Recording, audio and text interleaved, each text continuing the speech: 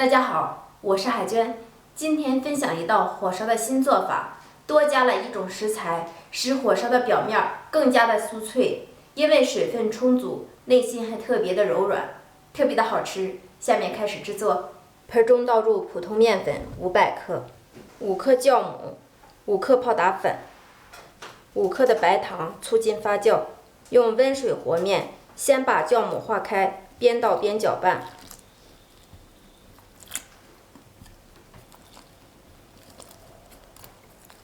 搅拌至面絮状，加入10毫升的食用油，下手揉成团儿，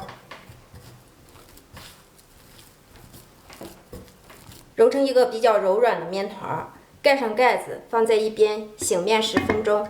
接下来我们来制作一下油酥，大碗中放入普通面粉，放入1勺盐，少许的五香粉，倒入和面粉等量的油。搅拌均匀，油酥就做好了。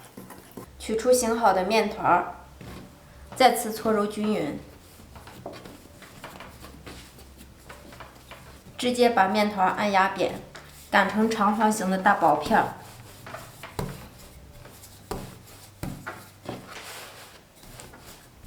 擀成厚度大约为0.5厘米的薄片，把油酥撒在面皮的表面，均匀的涂抹开，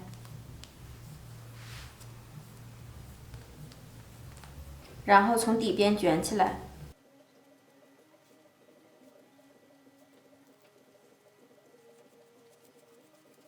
再切成大小均等的剂子。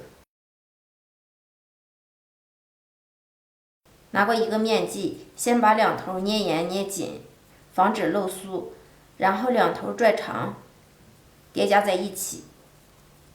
再次捏严实，整理成一个圆形面剂，这样就可以了。做好的面剂表面轻轻地涂抹一层鸡蛋液，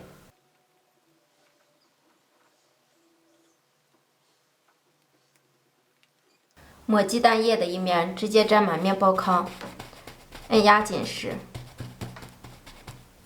这一步也可以用白芝麻，沾满面包糠的剂子直接擀开，擀成圆形薄饼状，薄厚大约在0.5厘米。电饼铛提前预热，刷少许的底油，油热后放入生坯，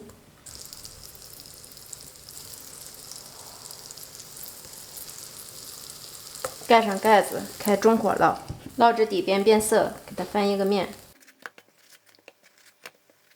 盖上盖子继续烙，翻面看一下，烙至另一边也变成这样的金黄色。按压一下饼的边缘，能够立即回弹，饼证明就熟了。这时候就可以出锅了。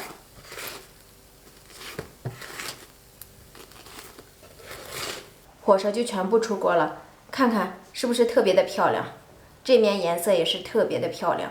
这样做火烧只需要醒发10分钟的面，特别的节省时间。掰开一个看一下里面，内心超级的柔软。如果您喜欢，就记得收藏起来，有时间试试吧。我是海娟美食，我们明天见。